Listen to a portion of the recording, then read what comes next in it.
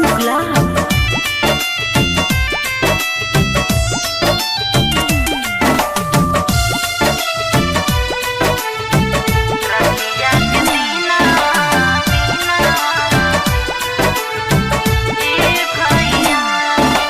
चंदन रोड़ी कच्चा धागा रखनी थाल सजा के, पूरा करी पाँचों भैया राखी बंधवा के।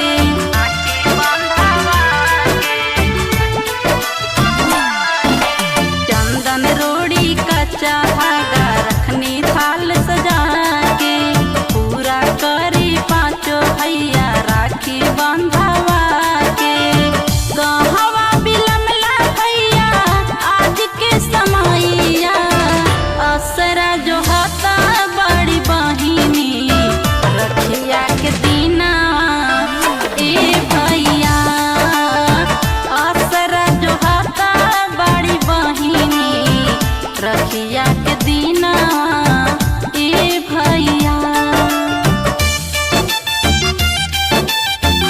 रखिया के दीना ए भैया।